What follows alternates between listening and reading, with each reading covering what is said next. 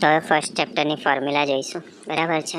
Okay, અમુક જ formula યાદ રાખવાની છે. પહેલું છે વિદ્યુતભારનું ક્વોન્ટમીકરણ, એની ફોર્મ્યુલા, બરાબર. એની ફોર્મ્યુલા છે ક્યુ બરાબર એન ગુણ્યા ઈ, બરાબર. બસ આટલું જ, ક્યુ બરાબર એન ગુણ્યા ઈ, જ્યાં ક્યુ શું છે? વિદ્યુતભાર છે.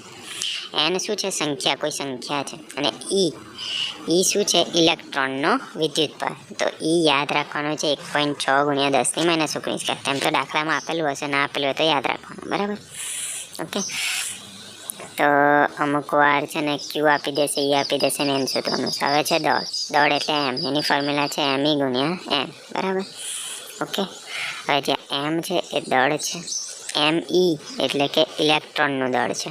એ ઇલેક્ટ્રોનનું દળ કેટલું છે? 9.1 ગુણ્યા 10⁻31 kg. આ આપેલું હશે, કાં તો ના આપેલું હોય તો યાદ રાખવાનું, બરાબર છે. ઓકે, અને આ જે એન છે એ કોઈક સંખ્યા હશે. તો આ બે ફોર્મ્યુલા યાદ રાખવાની છે, ક્યુ બરાબર એન ગુણ્યા ઈ, એમ બરાબર એમ ઈ ગુણ્યા એન.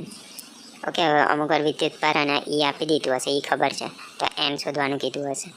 પછી એનનો યુઝ કરીને એમ દળ શોધવાનું હશે. એમ ઈ ખબર છે ને એન ખબર છે, બરાબર. એન અહીંથી શોધીશું, બરાબર. તો એવી રીતે એમ ઈ પણ ખબર છે, તો એમ દળ શોધવાનું હશે, મોટો એમ, બરાબર. તો એ રીતના ફોર્મ્યુલામાં મૂકીને ખાલી શોધવાનું. હવે બીજું સૂત્ર છે બળનું, એટલે કે એફ. એનું સૂત્ર શું છે? કે ગુણ્યા ક્યુનો વર્ગ છેદમાં આરનો વર્ગ. જ્યાં એફ શું છે? બળ છે. કે શું છે? અચળાંક છે. એની વેલ્યુ છે 9 ગુણ્યા 10⁹, બરાબર છે. ન્યૂટન મીટર સ્ક્વેર કુલમ -2, બરાબર. કેની વેલ્યુ યાદ રાખવાની, આપેલી જશે. એમ તો ક્યુ શું છે? વિદ્યુતભાર છે, આપેલો હશે. આર એ અંતર છે, બરાબર. આ પહેલી ફોર્મ્યુલા. ઓકે, કે આપણે આ લેવાનું, બરાબર. એફની બીજી ફોર્મ્યુલા છે, જ્યારે બે વિદ્યુતભાર, આ એક જ વિદ્યુતભાર આપેલો હોય તો આ ફોર્મ્યુલા. હવે જ્યારે બે વિદ્યુતભાર આપેલા હશે તો એફ બરાબર કે Q1, આ ક્યુનો વર્ગ હતો એની જગ્યાએ Q1 ગુણ્યા Q2 કરી નાખ્યું, બરાબર છે, બે માટે. ઓકે, Q1 Q2 શું છે? બે વિદ્યુતભારો, અને નીચેનું તો સેમ જ રહેશે. બદલીશું, અહીંયા આગળ ક્યુનો વર્ગ હતો, અહીંયા આગળ Q1 ગુણ્યા Q2 કર્યું. બે વિદ્યુતભાર આપેલા હોય તો, અને કેની વેલ્યુ ખબર છે 9 ગુણ્યા 10⁹, બરાબર છે, કે, બરાબર.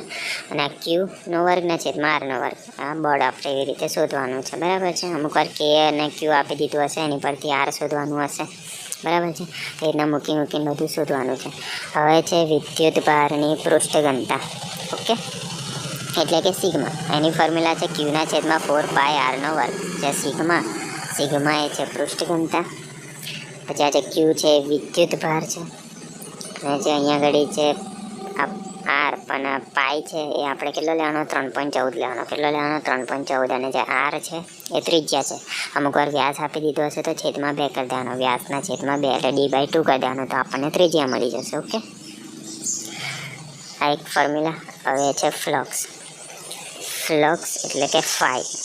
એની ફોર્મ્યુલા છે, એની પણ બે ફોર્મ્યુલા છે. પહેલી છે φ = ક્યુના છેદમાં ε0.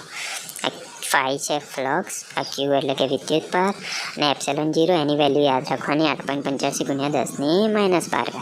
બરાબર. આ એક્ઝામ્પલમાં આપેલું હશે, ના આપેલું હોય તો યાદ રાખવાનું. ઓકે, આમ તો આપેલું જ હશે, ના આપેલું હોય તો ખાલી યાદ રાખવાનું. ઓકે, આ પહેલી ફોર્મ્યુલા થઈ. ઓકે, 8.85 ગુણ્યા 10⁻12 ε0. આ મૂકી દઈશું. અમુક વાર ε0 આપેલું હશે, ક્યુ આપેલું હશે, અને ફ્લક્સ શોધવાનું હશે. અમુક વાર ફ્લક્સ આપેલું હશે, એની પરથી ક્યુ શોધવાનું, બરાબર. હવે બીજી ફોર્મ્યુલા છે φ બરાબર E ગુણ્યા A. ઓકે, φ છે ફ્લક્સ, E છે એ વિદ્યુત ક્ષેત્ર છે, અને A છે એ ક્ષેત્રફળ છે, બરાબર છે. બસ ખાલી આ ફોર્મ્યુલા આટલી જ યાદ રાખવાની છે. ઓકે, તો પહેલી E 1.6 ગુણ્યા 10⁻19. એ અમુક વસ્તુ યાદ રાખવાનું છે, લખી લઉં મેં, બરાબર છે. પછી એમ ઈ ઇલેક્ટ્રોનનું જે દળ છે એ કેટલું છે? 9.1 ગુણ્યા 10⁻31 કિલોગ્રામ. અને કેની વેલ્યુ યાદ રાખવાની 9 ગુણ્યા 10⁹. એમ તો દાખલામાં આપેલું હશે, પણ ના આપેલું હોય તો યાદ હોવું જોઈએ, બરાબર. ઓકે, અને છેલ્લું છે ε0. 8.85 ગુણ્યા 10⁻12. 8.85 ગુણ્યા 10⁻12, બરાબર. એમ તો આપેલું જ હશે, એટલે બહુ આમ ચિંતાની કોઈ સવાલ નથી. ઓકે, ઓકે, તો આટલી વસ્તુ યાદ રાખવાની છે અને પાઈ છે 3.14, બરાબર છે. અને ફોર્મ્યુલા 1, 2, 3, 4, 5, 6, 7, બસ આટલી જ ફોર્મ્યુલા યાદ રાખવાની છે. આની પરથી જ આપણે દાખલા ગણીશું. ઓકે.